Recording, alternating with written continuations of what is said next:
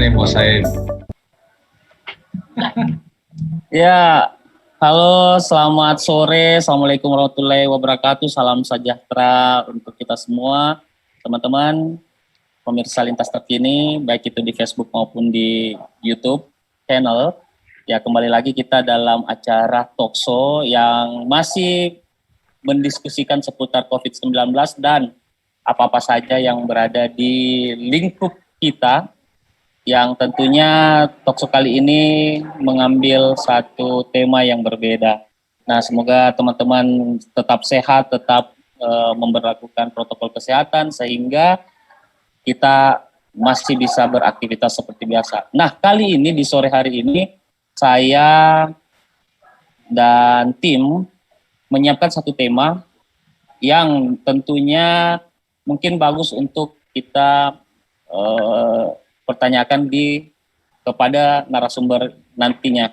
Nah, kali ini kita mengusung tema tentang penerapan CHSE, Clean, Hygiene, Safety, Environment, Sustainability, yang mana nantinya diterapkan di hotel untuk meningkatkan kepercayaan wisatawan. Nah, kali ini untuk berbicara tentang hal tersebut, di ujung sana sudah ada narasumber kita, Ketua DPP Indonesian Hotel Manager Association atau IHGMA, Bapak Arya Pering Arimbawa. Selamat sore, Pak Arya. Selamat sore bosku. Salam sehat. Salam sehat, super. Wah, fresh sekali saya lihat nih. Mudah-mudahan sehat juga selalu nih, Pak Arya. Amin. Amin. Nah, teman-teman, jadi kita akan berdiskusi sedikit atau mungkin tepatnya lebih ke sharing mungkin Pak Arya ya. Jadi bagaimana sih sebenarnya penerapan CHSE dan atau mungkin masih banyak sih mungkin teman-teman yang belum mengetahui apa sih itu CHSE dan kenapa sih harus diterapkan CHSE apalagi dalam masa new normal saat ini. Untuk pertama-tama saya langsung saja ke Pak Arya memperkenalkan diri dulu lah sebelum kita masuk ke tema sapa-sapa teman-teman yang sedang menonton kita ini. Silakan Pak Arya. Baik, Assalamualaikum warahmatullahi wabarakatuh. Salam sejahtera, namo buddhaya, Om Swastiastu.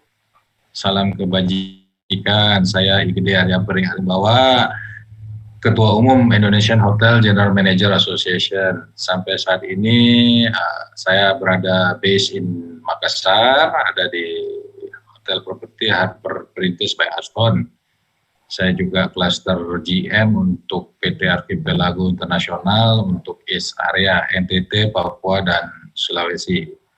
Status belajar masih jadi mahasiswa sampai saat ini juga tetap continue dan belajar tidak akan pernah mati. Nah, itu yang kita buat untuk selalu mengasah diri kita setiap hari untuk bisa tetap bisa berkoneksi dan berkolaborasi. Itu salam kenal saya. Salam sehat buat kita semua. Salam sehat Pak Arya. Aktivitas saat ini apa sih selain jadi di IHGMA ini, Pak Arya?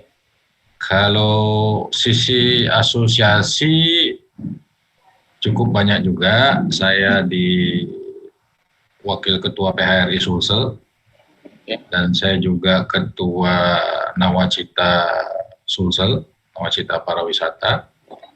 Saya juga berkutat di dalam salah satu asosiasi profesi, ya kayak IHKA, Indonesian Housekeeper Asosiasinya Sulsel, karena saya juga masih Dewan Pembina di IHKA umum.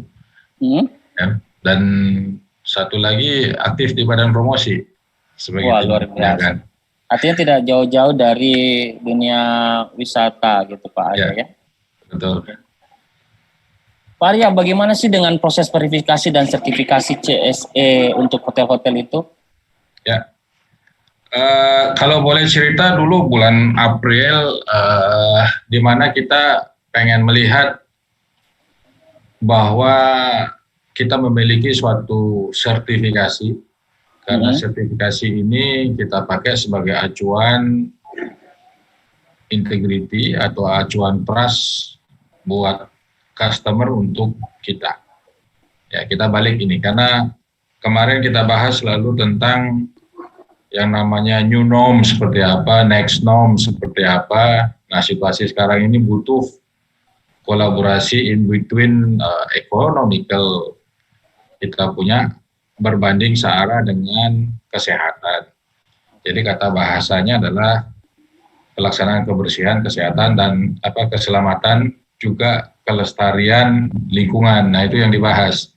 Yap. Nah, setelah itu saya koordinasi dengan Pak Wisnu, beliau sampaikan masih dibahas oleh Kementerian Kesehatan. Nah, sehingga muncul sekarang ada suatu program sertifikasi CHSE, kita lebih kenal ya, kalau bahasa Indonesianya panjang sekali soalnya. Nah, prosesnya ini sebenarnya sangat simpel. Jangan sampai ada kekhawatiran diri, karena kalau kita bicara fokus ke hotel dan industri resto, pada dasarnya kan sebenarnya ada standar hygiene yang sudah dijalankan. Jadi cleanliness yang sudah dijalankan, kalau istilah kerennya itu HACCP-nya sudah jalan gitu ya. Cuman tunggu dulu Pak Arya, saya mungkin potong sendiri. Siapa saja sih yang perlu harus mempunyai CHSE itu? CHSE yang kita bahas saat ini adalah kita bicara speknya ke arah hotel. Tapi dia ada hotel, ada restoran, ada tempat wisata, ya ada beberapa term yang berikutnya itu segala bentuk yang aspeknya arahnya ke pariwisata. Itu yang dibahas di dalam CHSE. Karena terlepas dari CHSE ini kan kita bicara kita sebagai company atau sebagai tempat. Sedangkan perlakuan yang kita harapkan apa yang kita bisa lakukan untuk customer. Ya, tapi kita juga bicara apa yang customer harus lakukan gitu loh. Karena jangan sampai nanti kita melakukan, customer kita tidak melakukan, kan sama dengannya. Saya rasa seperti itu. Harus dua belah pihak. Saya lanjut lagi, kalau program sertifikasi yang diberikan oleh pihak kementerian, ya Kementerian Pariwisata Ekonomi Kreatif, ini simpel sekali, hanya dengan melakukan registrasi. Ya, registrasinya ini menggunakan dengan link yang sudah diberikan. Jadi sistem yang kami sudah jalankan itu adalah sertifikasi dengan melakukan self audit. Ya, jadi di dalam registrasi ini isinya self audit dulu. Nah, setelah kita melakukan self audit ini, kita terregister. Nah, setelah itu terdata oleh Kementerian Pariwisata, dan juga karena ada pihak ketiga di sini yaitu Sukuvindo bersama tim audit lainnya. Nah, setelah itu baru ada kunjungan dari pihak auditor ke unit hotel masing-masing. Jangan lupa Bapak Ibu kalau mau registrasi, karena jujur sampai saat ini nih masih banyak yang bertanya-tanya dan masih banyak juga yang ragu-ragu. Nanti diklik di linknya itu chse.kemenparekraf.go.id. Nah, itu yang bisa kita klik linknya. Seperti itu. Jadi memang sangat prosesnya mungkin tidak begitu ribet ya, begitu Pak ya? Enggak ribet. Tinggal ada kemauan tinggal ada kemauan aja gitu Pak. Betul. Kalau di Sulawesi Selatan sendiri, berapa persenkah penerapan CHSE di hotel di hotel-hotel gitu? Kalau Sulsel sendiri saat ini sudah berjalan di 60%, kalau tidak salah hitung-hitungannya. Kalau saat ini dari kuota yang diberikan masih ada, catatan saya 36 hotel 36 yang masih hotel bisa melakukan registrasi. Kalau data yang komplit saya WA nanti Bapak. Oke. Jadi intinya memang di Makassar sendiri? Ya, ini hitungannya Sulsel satu kaligus. Bicaranya Sulsel ya. Masih ada space 36 saat ini untuk bisa teman-teman melakukan registrasi. Luar biasa ya. Yang jelas kepada ibu-ibu, bapak-bapak di sana yang mau melakukan proses verifikasi, ya tentunya jangan ragu lah. Silahkan langsung dari link yang disebutkan tadi ya, begitu Pak Arya ya. Kalau kita lihat sebenarnya boleh ada sedikit bocor standarnya sendiri seperti apa sih CHSE itu, Pak? Baik, kalau mengikuti panduan pelaksanaan CHSE dari Kementerian, 3M yang utama. Oke. 3M ini akan menciptakan 3 miliar katanya. Ya, jangan lupa pakai masker, ya, jangan lupa mencuci tangan, satu lagi jangan lupa menjaga jarak. Nah, itu 3M yang ada. Terus kedua, kalau saya spesifik ke arah hotel, jadi ada ketentuan awal yang selalu diminta itu wastafel di depan untuk cuci tangan. Wastafel di depan. Ya, jadi mesti ada tempat keran air yang berjalan. Nah, itu harus ada standarnya. Setelah itu menggunakan sabun cuci tangan yang mengandung disinfektan. Nah, saat ini orang banyak sekali pakai yang simple yaitu dengan menggunakan Dettol. Nah, setelah itu masuk ke dalam entrance gate, di sana diminta untuk melakukan pengecekan suhu badan, ya, karena banyak sekali juga melakukan pengecekan suhu kepala. Katanya lebih akurat, cuman standarisasi ini belum kita temukan antara di tubuh yang mana yang bisa dipakai. Ya, akan tetapi banyak yang selalu tembak di kening, jadi orang bilangnya adalah termogan ya. Setelah itu disiapkan juga hand sanitizer. Nah, setelah masuk ke dalam hotel di resepsi desk itu juga harus ada sanitation gel juga di sana. Nah, ketika check-in proses, nah ini juga ada space antara resepsionis dengan customer. Walaupun resepsionis sendiri menggunakan face shield ataupun masker, akan tetapi jarak ini perlu diperhitungkan. Karena di dalam queuing proses check-in pun juga ada jarak yang tertera. Setelah check-in proses ini lebih banyak paperless, ya, dan juga sistem payment-nya itu kita minta lebih duluan. Jadi Bapak Ibu jangan komplain ketika reservasi ditanya pembayaran. Ya, kok bayar duluan ya, nanti saya kenal si A, si B lah. Bukan masalah kenal si B, si A, si B, akan tetapi kita lebih fokus kepada kesehatan. Betul. Nah, setelah itu masuk ke check-in proses ke arah guest lift, sama juga di dalam entrance guest lift juga atau di dalam guest lift sendiri juga disediakan disinfektan liquid di sana, karena lebih banyak sentuhan-sentuhan atau yang touch dengan button lift yang ada. Nah, ini kita coba meminimize penularan melalui disinfektan ini, kita reduce. Ya, sampai ke dalam kamar juga sama. Bahwa kamar juga di-spraying disinfektan. Ya, di dalam kamar juga disediakan, kita sebut amenities sekarang. Disinfektan ini sebagai amenities, jadi tidak bicara bahwa disinfektan ini sebagai suatu hal yang luar biasa, tapi inilah keharusannya yang kita minta. Terus ke karyawan sendiri juga dilihat seperti apa mekanisme yang ada. Ya, kebersihan uniform akan dilihat penggantiannya seperti apa, pencuciannya juga seperti apa, penyediaan daripada uniform seperti apa, sampai ke daerah back of the house.